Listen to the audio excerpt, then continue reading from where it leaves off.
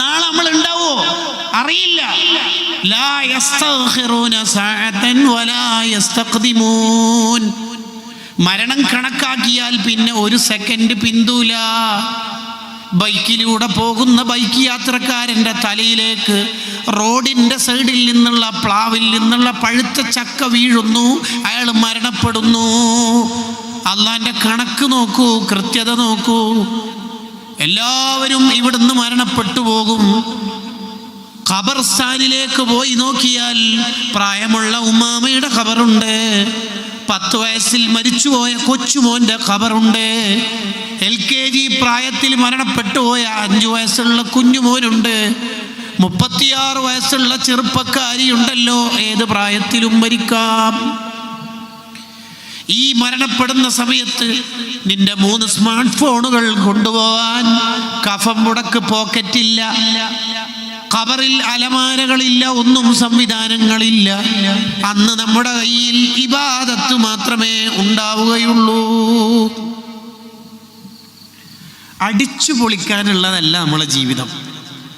Campus അല്ലേ, കുട്ടികളല്ലേ, അത് പറ്റൂല.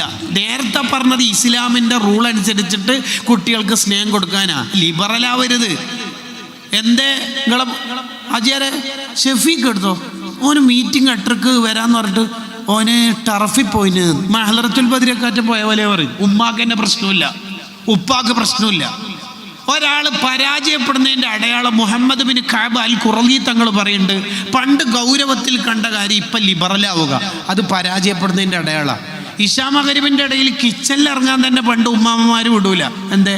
മുൽക്കോദിയ, യാസീനോ, വാഖിയോ, ദുഖാനോ ഇല്ലല്ലോ, സജദോദിയില്ലല്ലോ, ഓത്. നല്ല വിശപ്പെല്ലാം അടുക്കട്ടെ, യാസീൻ ഓതിയിട്ട് മതി. ഇന്നോ കിച്ചണിൽ പോയിട്ട് പിള്ളേർ സെൻട്രൽ ഹാളിനില്ല, അൽഫാമിൻ്റെ കടയില്ല. പ്രശ്നമുണ്ടോ ഉമ്മാക്ക്? ഒരു പ്രശ്നമില്ല. ടർഫിൽ പോയ പ്രശ്നമുണ്ടോ? ഒരു പ്രശ്നമില്ല. രക്ഷിതാക്കളാണ് ഇപ്പൊ ലിബറലായത്, മക്കളല്ല. രക്ഷിതാക്കൾക്ക് പ്രശ്നമില്ല. അതാ ഇമാം ഗസാലി റളിയല്ലാഹു അൻഹു പറഞ്ഞത്, അധിക രക്ഷിതാക്കൾ നരകത്തിൽ എത്തുന്നത് മക്കളെ കാര്യത്തിലാണ്. രക്ഷിതാവ് എന്ന് പറഞ്ഞാൽ പ്രോഗ്രസ് കാർഡിൽ താഴെ രക്ഷിതാവ് എന്നുള്ള അടുത്ത് പേര് ഒപ്പിടാനുള്ളതല്ല, അതെല്ലാവർക്കും കഴിയും. പിന്നെ ഏതാ രക്ഷിതാവ് എന്ന് പറയാ? നരകത്തിൽ നിന്ന് രക്ഷിക്കണം മക്കളെ. എൻ്റെ മക്കൾ നരകത്തിലേക്ക് പോകൂല. എൻ്റെ മുരീദാരും നരകത്തിലില്ലെന്ന് നരകത്തെ കാക്കും മലക്ക് പറഞ്ഞോ. രക്ഷിതാവിൻ്റെ ട്രാൻസ്ലേഷൻ. എൻ്റെ മക്കളെ ഞാൻ അങ്ങനെ പോറ്റിയിട്ടുണ്ട് എന്ന്. ഇതാ രക്ഷിതാവ് എന്ന് പറഞ്ഞാൽ. അതെങ്ങനെയാകുമ്പോൾ രക്ഷപ്പെടുത്തേണ്ടത്? അതിങ്ങനെ കൈമലർത്തല്ല വേണ്ട. ഉസ്താദേ ഡയലോഗ് എന്ത്? അടുക്കയാണെങ്കിൽ ഉക്കത്ത് വെക്കാം, കവുങ്ങായാൽ എവിടെ വെക്കാം. അങ്ങനെ ഡയലോഗ് കൊണ്ടൊന്നും രക്ഷപ്പെടാൻ പോകുന്നില്ല.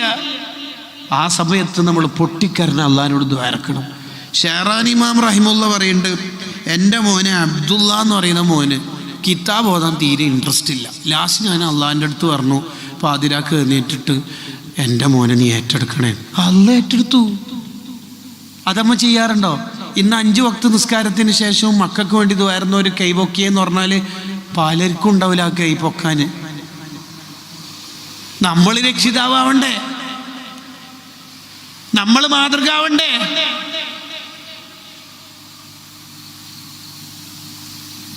മക്കൾ നമ്മളെ കണ്ടിട്ടല്ലേ വളരുന്നത്. ഉപ്പ അർജന്റീന ഫ്രാൻസിൻ്റെ ടീമാണെങ്കിൽ മക്കൾ അതിൻ്റെ അപ്പുറത്തെ ടീമാവൂലേ? നമ്മളവിടെ ഫിഖഹിൻ്റെ മസല പ്രകാരം ഹറാമാണോ ഹലാലാണെന്നോ ചർച്ച ചെയ്യല്ല. ഈ കുട്ടി കൾച്ചർ പഠിച്ചാൽ ഏത് മായാ ലോകത്തേക്ക് എത്തും എന്നുള്ള അപകടകരമായ നിരീക്ഷണം നടത്തിയ വേണ്ടത് നമ്മൾ. അതാണോ ചിന്തിക്കേണ്ടത്? ചെറുപ്പക്കാരായ വാപ്പ മക്കളെയും കൂട്ടിയിട്ട് കളി കാണാൻ പോകുന്ന കാലമാണിപ്പോൾ. മൂക്കൊണ്ട് വരച്ചിട്ടല്ലാണ്ട് ദുനിയാവെന്ന് പോലെ ഈ മക്കളെ കൊണ്ട് അനുഭവിക്കും. എന്താ നമ്മൾ ഈ വിചാരിച്ചേക്കണത്? ദുനിയാവെന്ന് പറഞ്ഞാൽ അടിച്ചു പൊളിക്കാനുള്ളതാണ്. ലിബറൽ ടീമും യുക്തിവാദികളും മതനീരാസത്തിൻ്റെ വാദക്കാരും എല്ലാം പലതും പറയും. ഈ പറയുന്ന പ്രഭാഷണത്തിനെയും അവർ ട്രോളും. അവർക്ക് മതമില്ല, അവർക്ക് വിശ്വാസമില്ല.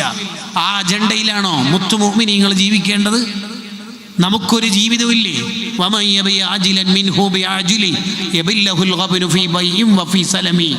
ദുനിയാവ് വിറ്റിട്ട് വാങ്ങേണ്ടതാണ് ആഖിറം എങ്കിൽ നിനക്ക് ദുനിയാവ് ആഖിറും ലാഭമായിരിക്കും.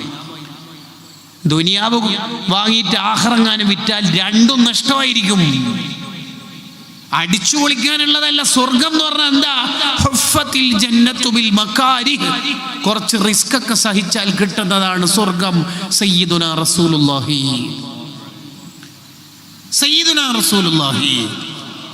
സ്വല്ലല്ലാഹു അലൈഹി വസല്ലം.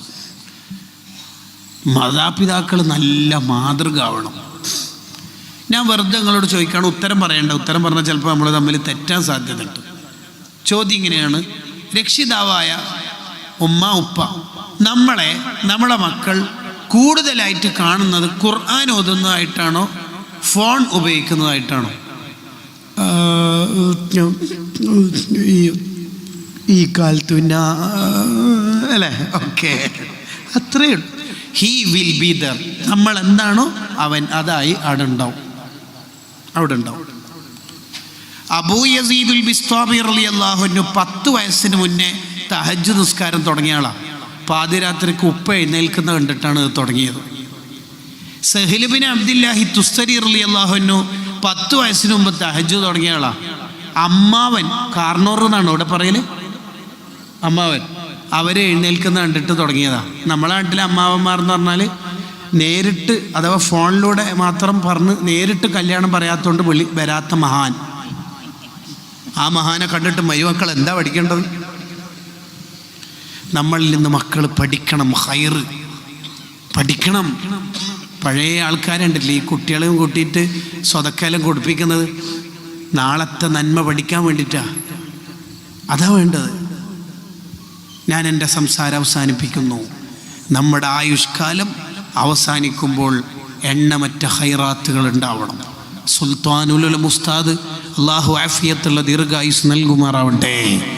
ആ പുരുഷായുസ് കാലത്ത് എന്തെല്ലാം ചെയ്തു തീർത്തു. നമ്മുടെ ഉസ്താദുമാരെന്തെല്ലാം ചെയ്തു തീർത്തു.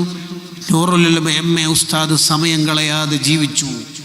ജാമിയ സഅദിയെ കെട്ടിപ്പൊക്കി പ്രസ്ഥാനത്തിൻ്റെ നെടുംതൂണായി. നമ്മുടെ പ്രാസ്ഥാനിക ലോകത്തിൻ്റെ ചിന്താ മണ്ഡലത്തിൽ ഏറ്റവും കൂടുതൽ സംഭാവനകൾ നൽകി.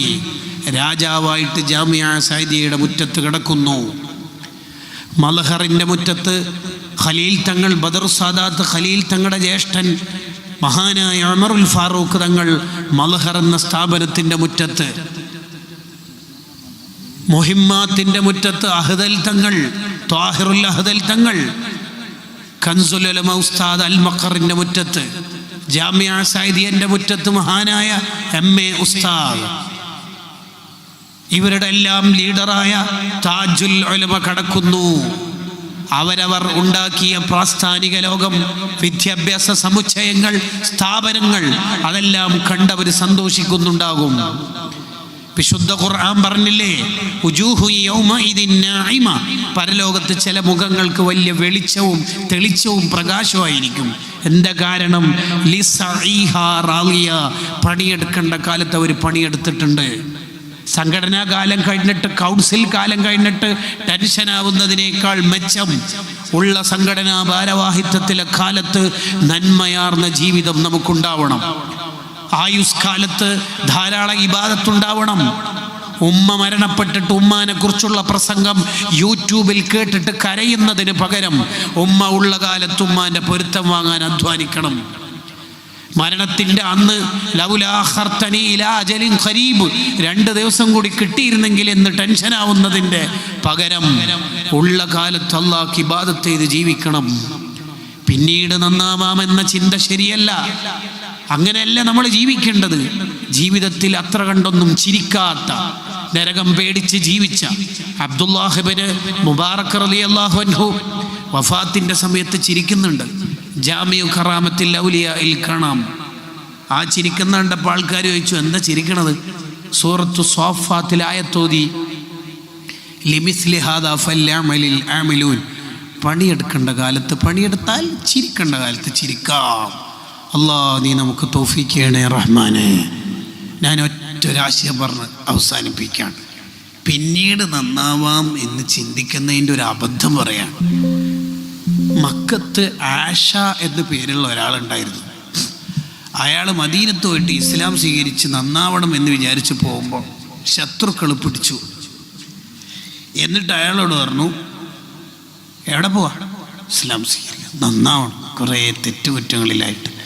അവിടെ പോയാൽ ഒറ്റ ആളെ മാത്രമേ ആരാധിക്കാൻ പറ്റുള്ളൂ, ബഹുവൊന്നും പറ്റൂല, ബഹുദൈവമൊന്നും പറ്റൂല, അതന്നെയല്ലേ അതിൻ്റെ ശരി എന്നൊക്കെ പറഞ്ഞു. ഇയാളെങ്ങനെ പറ്റിക്കാൻ കഴിയുന്നില്ല എന്നുണ്ടോ പറഞ്ഞു, ഇസ്ലാം സ്വീകരിച്ച വ്യഭിചാരം നിഷിദ്ധാട്ടോ, വ്യഭിചാരം അന്യ പെണ്ണിൻ്റെ അടുത്ത് പോകാൻ പാടില്ല എന്ന് പറഞ്ഞു. അത് ഇസ്ലാം പറഞ്ഞിട്ടില്ലെങ്കിലും പോകാൻ പാടില്ല, അല്ലാതെ വേറെ ഏതോ പെണ്ണിൻ്റെ അടുത്ത് നമ്മൾ പോയി വേറെ. ഇയാൾ ഒരു നിലക്കും ബ്ലോക്ക് ചെയ്യില്ല, ചെയ്യാൻ പറ്റൂല എന്ന് കണ്ടപ്പോൾ കുറേ പറഞ്ഞു നോക്കി. ലാസ്റ്റ് പറഞ്ഞു, ഇസ്ലാമിൽ കള്ളുകുടി പറ്റൂല. ഇത് പറഞ്ഞപ്പോൾ ഇയാൾ പറഞ്ഞു, കള്ളുകുടി പറ്റൂല അല്ലേ, അടിച്ചുപൊളി പറ്റൂല അല്ലേ, ശരിയാവില്ല. ഞാൻ ഒരു കാര്യം ചെയ്യാം, ഒരു കൊല്ലം അടിച്ച് കുടിക്കാം, ക്യാമ്പസ് കാലം ഡിഗ്രി തീരുന്നവരെ അടിച്ചു പൊളിക്കാം, പിന്നീട് ഏതായാലും റമദാനിൽ വരുന്നുണ്ടല്ലോ, അങ്ങനെ അടിച്ചു കുടിക്കാം, പിന്നീട് നന്നാവാം. ഒരു കൊല്ലം കുടിക്കാൻ തീരുമാനിച്ചിട്ട് മൂപ്പര് മക്കത്തേക്ക് തന്നെ തിരിച്ചു പോകുന്ന വഴി കുതിരപ്പുറത്തും താഴെ വീണ് മരിച്ചു.